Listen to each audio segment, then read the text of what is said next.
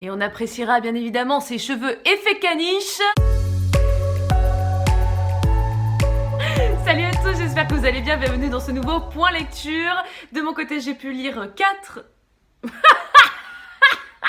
J'en ai marre de moi. J'avais dit déjà la dernière vidéo, on va essayer de faire une vidéo viable. Qu'est-ce que c'est que ce 4 de 8? On envoie tout. Bonjour à tous, donc j'ai pu de mon côté lire 4 nouveaux livres. Et clairement aujourd'hui, entre ma défaite capillaire et mes lectures, vous allez vous dire, on l'a perdu Élise.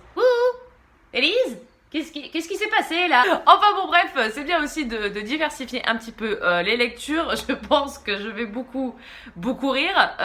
C'est-à-dire que, comment vous dire, mes lectures sont assez hétéroclites là pour le coup, vraiment. Ça n'a rien à voir les uns des autres et ça n'a rien à voir avec ce que normalement je lis. Comme quoi, vraiment proposez vos livres parce que du coup je lis tout, enfin je lis de tout.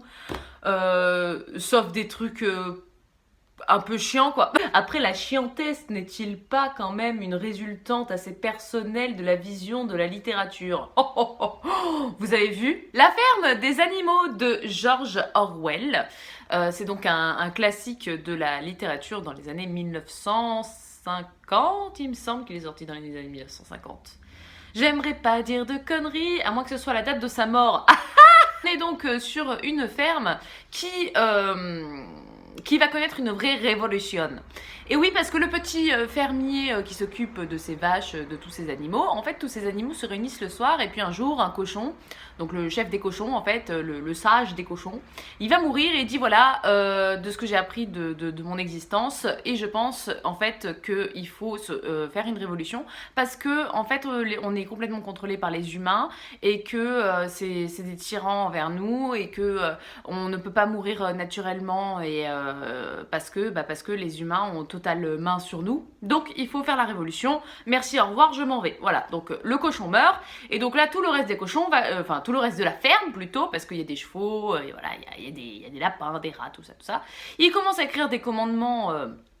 pour la ferme des animaux, ils se disent on va faire la révolution. Donc ils font la révolution, ils jettent dehors le fermier qui ne comprend pas être attaqué par ses propres bêtes, il se casse du coup avec sa femme, et du coup les animaux commencent à labourer la terre, à faire leur vie en fait dans la ferme, avec les 6 commandements qui est en gros je vous dis ça dans l'ordre des ordres, vous prenez pas, vous faites ce que vous voulez, hein.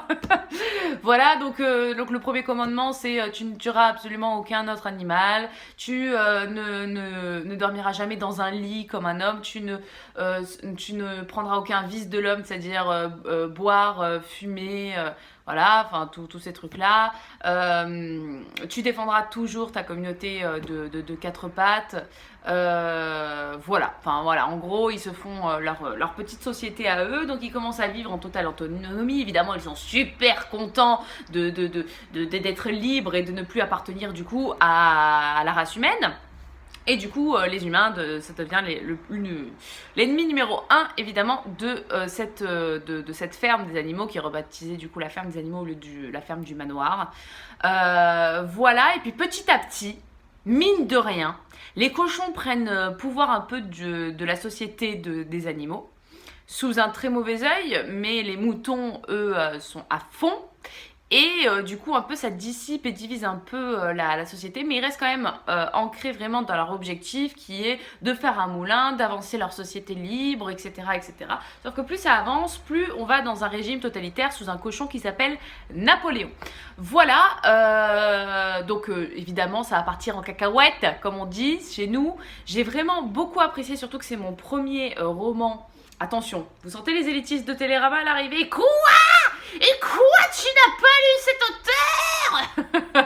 Calmez-vous, d'accord? Donc c'est mon premier livre de George Orwell.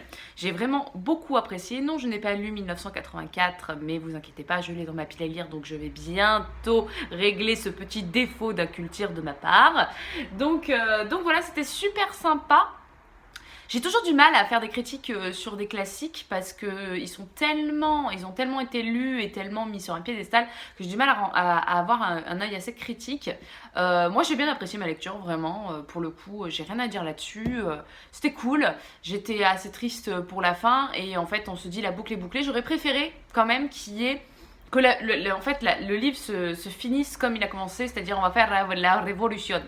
Parce que ça aurait fait vraiment la boucle est bouclée, mais après le concept est évidemment là, hein, on a compris que la boucle était bouclée, ce qui est un peu pessimiste, je trouve ça un peu con du coup, et d'être réaliste, c'est que du coup, à chaque fois, c'est une boucle qui se répète. Donc, est-ce qu'on n'est pas condamné à faire toujours les mêmes erreurs, même si on est libre au début? Est-ce que la liberté, du coup, n'est que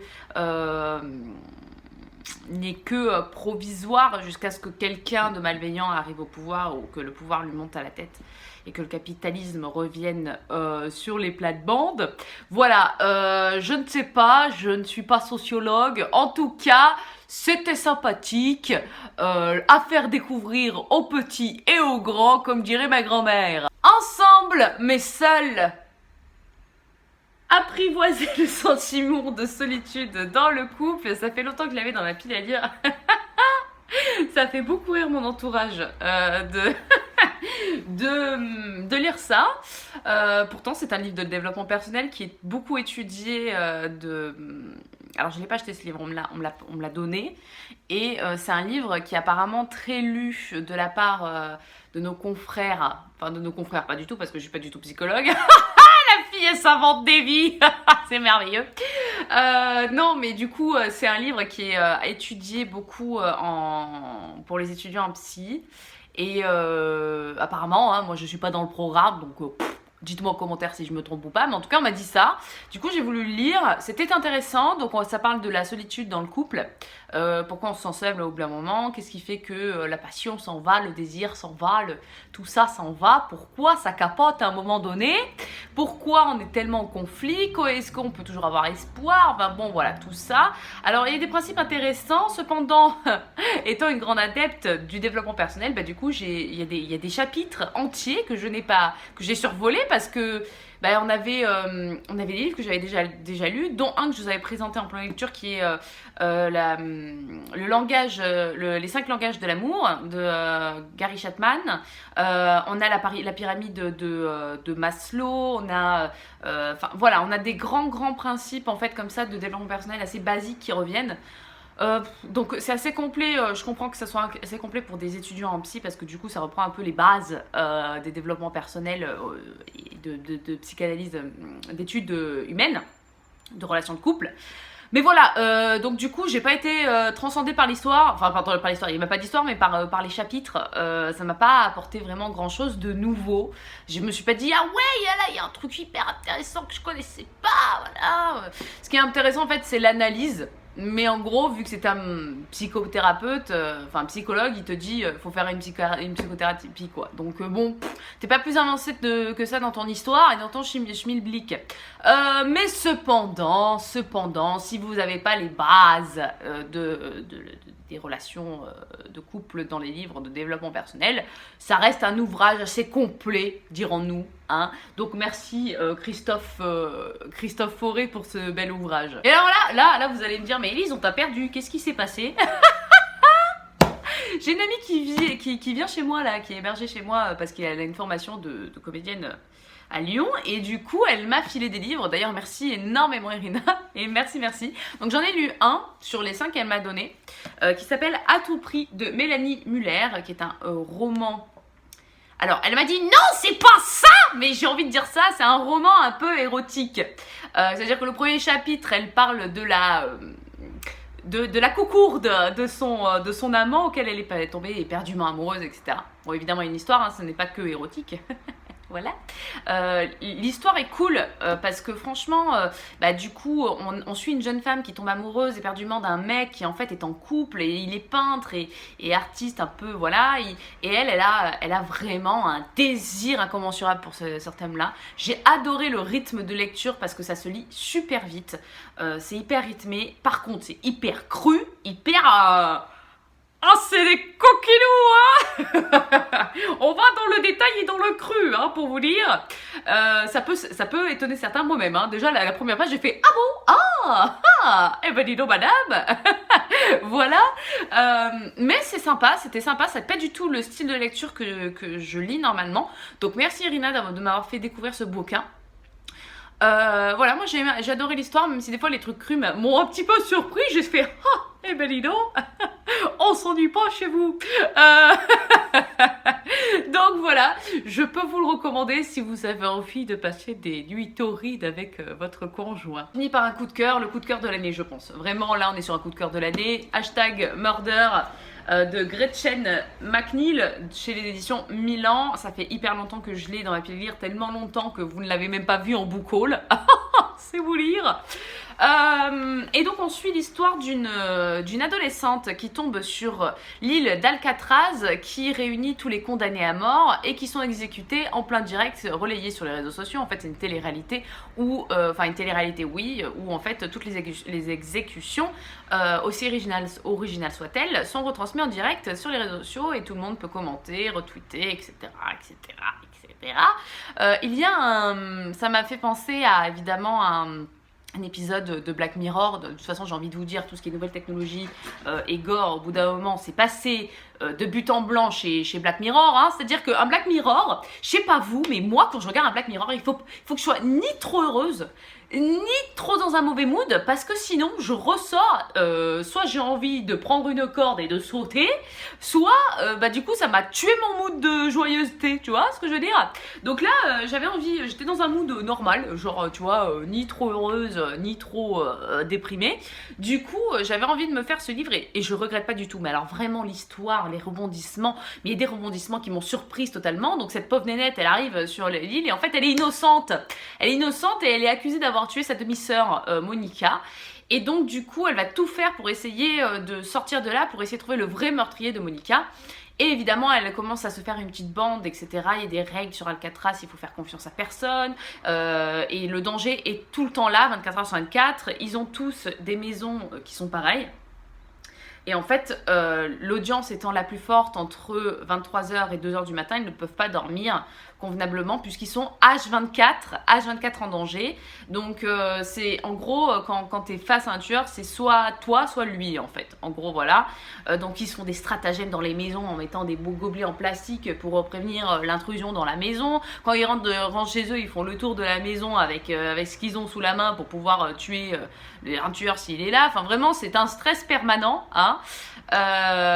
Et au fur et à mesure du coup de l'histoire, il va se passer évidemment plein de choses qui vont faire qu'elle va être vraiment au centre de l'histoire. Et en plus, elle a un peu le traumatisme psychologique de voir en fait les exécutions encore et encore de ses potes, entre guillemets.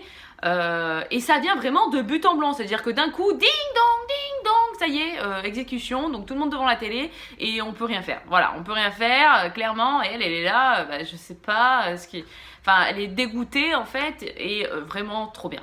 Trop bien, en plus t'as je vais vous montrer ça, vous avez des moments où du coup après les grands événements, on va dire, vous avez du coup les commentaires des spectateurs du coup qui sont libres, hein, eux qui sont citoyens comme vous et moi, j'ai envie de vous dire, et qui commandent tout, et plus ça va, et plus il y a des complotistes qui vont se mêler à ça. Les complotistes sont déjà toujours là, sauf que les complotistes en fait vont avoir raison à un moment donné, et comme ce sont complotistes et qui sont un peu dénigrés, du coup personne les croit au début, etc.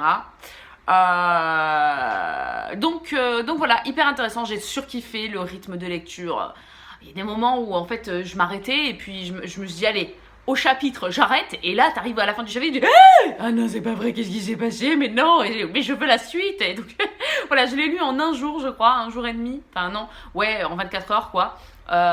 Mais trop bien, vraiment trop bien. Vous êtes sûr de l'avoir dans mes coups de cœur de l'année 2021, c'est sûr et certain. Il y a la suite les gars. Vous êtes sûr que c'est cliquer, ajouter au panier, livraison 24 heures. Vous êtes sûr? Ah non mais là, c'est sûr. Enfin, j'ai trop envie d'avoir la suite. J'ai trop surkiffé ma petite galopine. Ça ne veut rien dire, Elise.